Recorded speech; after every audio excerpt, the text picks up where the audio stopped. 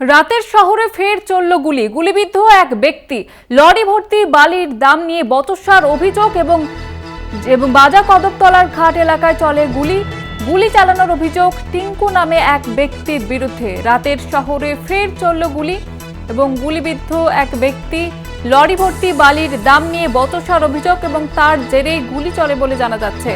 রাতে কলকাতায় চলল গুলিবিদ্ধ এক ব্যক্তি। লরি ভর্তি বালির দাম নিয়ে বচসার অভিযোগ।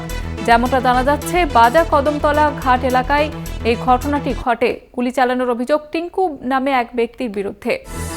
আমাদের সঙ্গে রয়েছে প্রতিনিধি রিয়া মাঝি। রিয়া, কি জানা যাচ্ছে?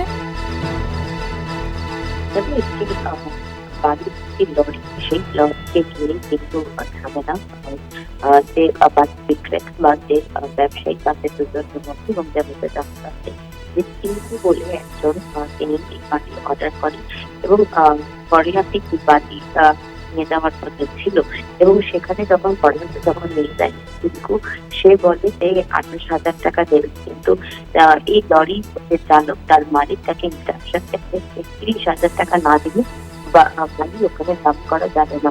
এবং তারপরে কিন্তু সেই লরি বাড়ি চালক সে ফিরে আসে বাবুঘাটে, এবং তারপরে টিঙ্কু তার দলবল নিয়ে বাবুঘাটে আসে এবং সেখানে তাদের মধ্যে কথা কাটাকাটি হয়, এবং টিঙ্কু সে কিন্তু গুলি চালায় বলে এমনটাই অভিযোগ যে 4 রাউন্ড গুলি চালায়, এবং তারপরে টিঙ্কু সেখান থেকে চলে গেলেও দুজন আহত হয়, তার দলটি একজন আহত হয়, এবং এই যে ড্রাইভার ছিল সেই ড্রাইভারও আহত হয়।